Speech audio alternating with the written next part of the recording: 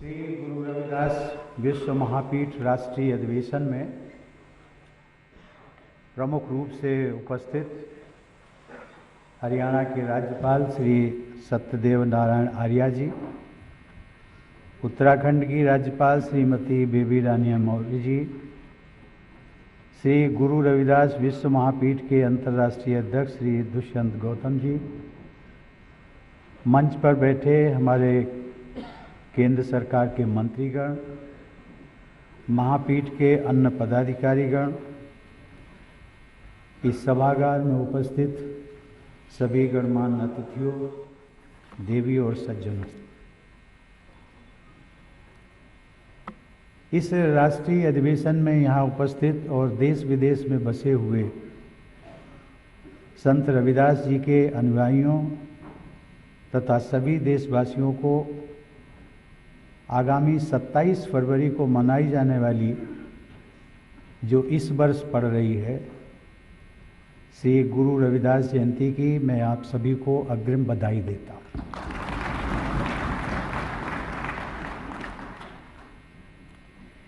इस अधिवेशन के आयोजन के लिए श्री गुरु रविदास विश्व महापीठ के पदाधिकारियों और कार्यकर्ताओं को मैं साधुवाद देता हूँ कि उन्होंने भारत की राजधानी दिल्ली को इस कार्यक्रम के लिए चुना। मुझे ये जानकारी दी गई है कि इस महापीठ द्वारा श्री गुरु रविदास जी के सामाजिक समानता व एकता तथा मानव कल्याण के संदेश को व्यापक स्तर पर प्रसारित करने का प्रयास पिछले कई वर्षों से किया जा रहा है। श्री गुरु रविदास जैसे महान संतों का आगमन सदियों में कभी कभी होता है। उन्होंने केवल अपने समकालीन समाज का ही नहीं बल्कि भावी समाज के कल्याण का मार्ग भी प्रशस्त किया था। अनेक विद्वानों की मान्यता है कि संत रविदास जी की असाधारण दीर्घायु के कारण तत्कालीन समाज एवं संतों की कई पीढ़ियों को उनका मार्गदर्शन मिलता रहा। अर्थात हम ये कह सकते हैं कि उनकी उम्र की जो सीमा थी वो सीमित नहीं थी। उन्होंने कई पीढ़ियों को अपना मार्गदर्शन दिया। मैं जब गुरु रविदास जी के जीवन दर्शन, सामाजिक सांस्कृतिक मूल्यों और उनकी प्रासंगिकता पर विचार करता हूँ तो मुझे ये देखकर प्रसन्नता होती है कि सामाजिक न्याय, स्वतंत्रता, समता तथा बंधुता के हमारे जो संवैधानिक मूल्य हैं उनके आदर्श भी श्री गुरु रविदास जी के उपदेशों से तालमेल खाते हैं। हमारे संविधान द्वारा सुनिश्चित समता का अधिकार, अवसर की समानता, अस्पृश्यता का अंत, अभिव्यक्ति की स्वतंत्रता जैसे मूल अधिकार भी संत रविदास के आदर्श समाज की ओर देशवासियों को आगे ले जा रहे हैं। इसी प्रकार आधुनिक भारत की शासन व्यवस्था की दिशा बताने वाले हमारे संविधान में उल्लिखित अनेक नीति निर्देशक तत्व, जिन्हें हम डायरेक्टिव प्रिंसिपल्स ऑफ स्टेट कहते हैं, उनके बारे में भी गुरु रविदास द्वारा सुझाए गए मार्ग का अनुसरण किया गया है। समान न्याय और निःशुल्क कानूनी सहायता, काम करने की मानवोचित व्यवस्था, श्रमिकों के लिए निर्वाह व मजदूरी, अनुसूचित जातियों, जनजातियों और अन्य दुर्बल वर्गों की शिक्षा व आर्थिक हितों से संबंधित नीति निर्देशक तत्वों में भी श्री गुरु रविदास जी द्वारा प्रसारित आदर्श परिलक्षित होते हैं। हमारे संविधान के प्रमुख शिल्पी बाबा साहब डॉक्टर भीमराव अंबेडकर ने भी संत रविदास की संत वाणी में व्यक्त अनेक आदर्शों को संवैधानिक स्वरूप प्रदान किया। इस प्रकार यदि हम देखें तो संत शिरोमणि रविदास व डॉक्टर अंबेडकर जैसे संतों व महापुरुषों को पाकर आज पूरा देश गौरवान्वित हो रहा है। हम सब जानते हैं कि संत रविदास जी की सबसे प्रमुख शिक्षा ये थी कि हर कोई अच्छा और नेक इंसान बने तथा परिश्रम व ईमानदारी के साथ जीविकोपार्जन करे। अच्छा इंसान वो होता है जो संवेदनशील होता है, जो समाज की मानवोचित मर्यादाओं का सम्मान करता है, जो कायदे कानून और संविधान का पालन करता है। संत रविदास भी यही चाहते थे कि समाज में समता रहे तथा सभी लोगों की मूलभूत आवश्यकताएं पूरी हों। सबके हृदय को छूने वाले शब्दों में उन्होंने कहा था, जिसका कि हमारे पूर्व वक्ताओं ने भी उल्लेख किया है, ऐसा चाहूँ राज में जहाँ मिले सबन को अन्न, छोट बड़ो सब सम बसै, रविदास रहे प्रसन्न।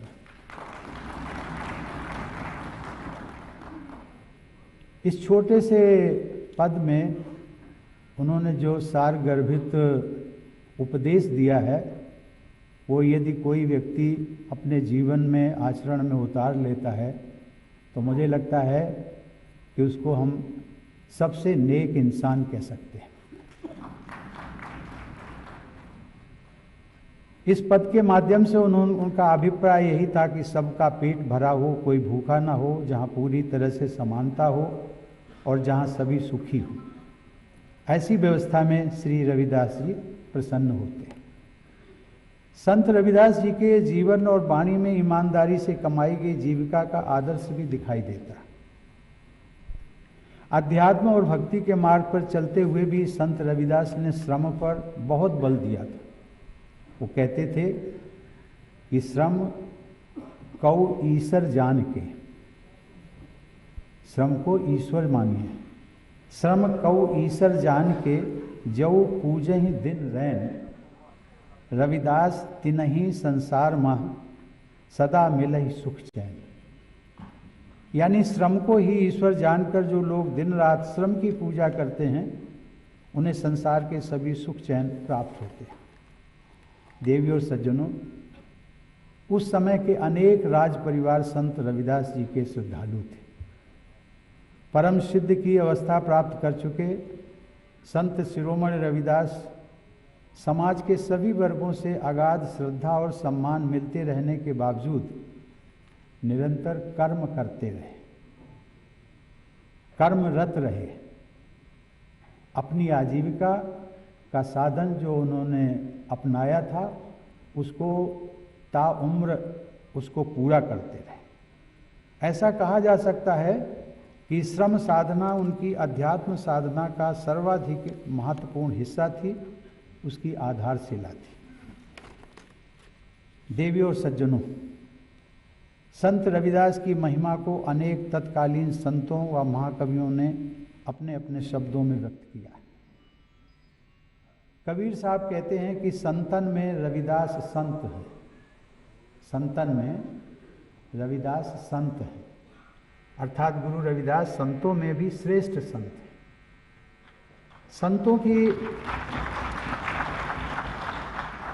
की प्राचीन परंपरा का उल्लेख करते हुए कबीर साहब उन्हें ध्रुव और प्रहलाद जैसे सर्वश्रेष्ठ भक्तों की श्रेणी में स्थापित करते हैं। गुरु नानक और संत रविदास के सत्संग के अनेक विवरण पाए जाते हैं।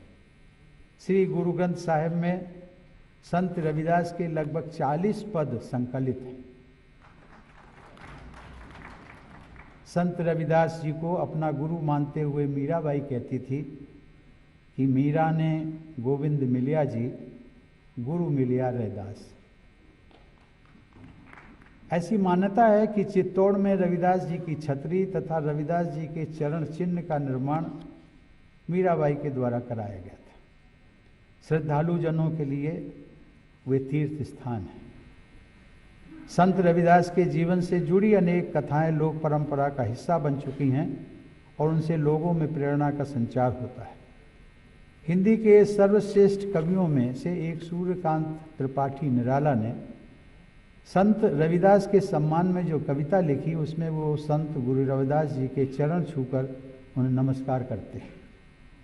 निराला जी की कविता के कुछ अंश इस प्रकार हैं।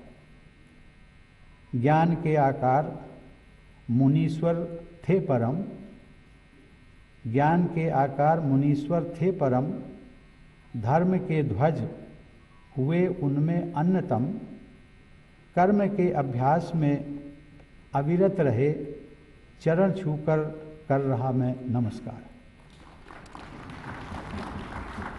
महाकवि निराला ने संत शिरोमणि रविदास जी के प्रति पूरे समाज का आदर भाव अपनी कविता में व्यक्त कर दिया। देवी और सज्जनों, गुरु रविदास के अनुयायी आज भारत ही नहीं बल्कि विदेशों में भी बहुत बड़ी संख्या में मौजूद हैं।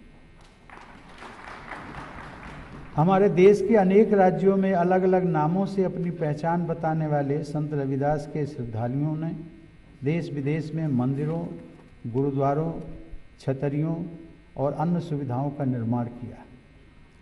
मेरा मानना है कि जो मानव मात्र की समानता और एकता में विश्वास रखता है और जो सभी प्राणियों के प्रति करुणा और सेवा का भाव रखता है, ऐसा प्रत्येक व्यक्ति गुरु रविदास का अनुयायी होता है। मानवता का कल्याण इसी में है कि हम सभी लोग संत शिरोमणि रविदास जी के बताए मार्ग पर चलते हुए अपने व्यक्तिगत और सामाजिक जीवन को आगे बढ़ाएं। संत शिरोमणि रविदास जी जैसे महान संत सबके होते हैं, समान रूप से होते हैं, आपके हैं, हमारे हैं और पूरी मानवता के भी हैं। उनका जन्म भले ही किसी विशेष समुदाय, संप्रदाय या क्षेत्र में हुआ हो, लेकिन संत ऐसी सभी सीमाओं से ऊपर उठ जाते हैं। संत की न कोई जाति होती है, न संप्रदाय होता है और न ही कोई क्षेत्र होता है। पूरी मानवता का कल्याण ही उनका कार्य क्षेत्र होता है। इसीलिए संत का आचरण सभी प्रकार के भेदभाव तथा संकीर्णताओं से परे होता है। देवी और सज्जनों, संत रविदास ने अपनी करुणा और प्रेम की परिधि से समाज के किसी भी व्यक्ति या वर्ग को बाहर नहीं रखा था। यदि ऐसे संत शिरोमणि रविदास को किसी विशेष समुदाय तक बांध कर रखा जाता है तो मेरे विचार से ऐसा करना उनकी सर्व समावेशी उदारता के अनुरूप नहीं होगा। इसी प्रकार डॉक्टर अंबेडकर के संबंध में भी ये कहा जा सकता है कि समाज एवं राष्ट्र निर्माण के उनके व्यापक प्रयासों के विषय में जन साधारण को भली भांति अवगत कराने की हम सबको आवश्यकता है। वास्तविकता ये है कि बाबा साहब आम्बेडकर का व्यक्तित्व एवं कृतित्व बहुत व्यापक और विशाल था। उन्होंने देश के हर नागरिक, उसकी हर समस्या तथा उसके समाधान के लिए अपना पूरा जीवन अर्पित कर दिया था। इस प्रकार डॉक्टर बाबा साहब आम्बेडकर एक सच्चे देशभक्त और आधुनिक भारत के अग्रणी राष्ट्र निर्माता थे।